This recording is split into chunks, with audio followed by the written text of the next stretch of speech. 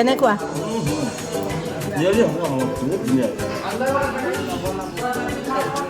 কেনে হৈছে মা দোচা? হা?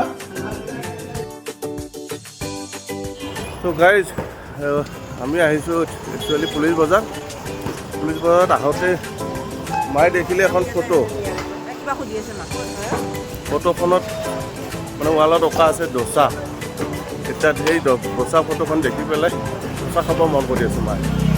তো পুলিচ বজাৰৰ ওচৰতে এইখন বিশালৰ কাষত সোণাৰ বৰি বুলি তাতে দোচা পায়। তো তালৈকে লৈ গৈ আছোঁ এতিয়া। কি দোচা খাবি? দোচাই খাম। খাবা এতিয়া আহা দোচা খাওঁ। এইখনে হ'ল সোণাৰ বৰি। এয়া আহিছে দোচা খাব।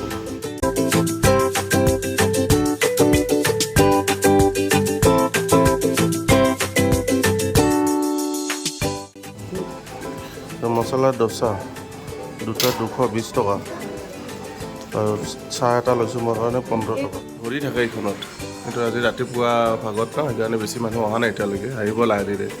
দোচাৰ কাৰণে ফেমাছ আৰু এইখনত। কি নাম? নাই দোকানখনৰ নাম মিঠা বেছি নিদিবি। মছলা দোচা খোৱাৰ আগত এইখিনি মই চাহে খাওঁ, চাহটো ফেভাৰেট মোৰ।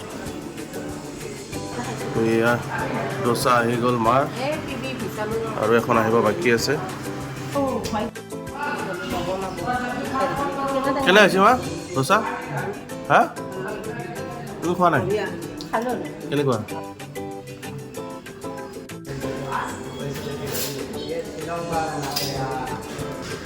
দোচা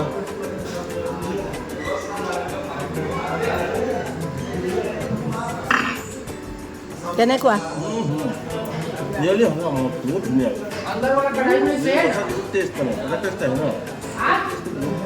হয়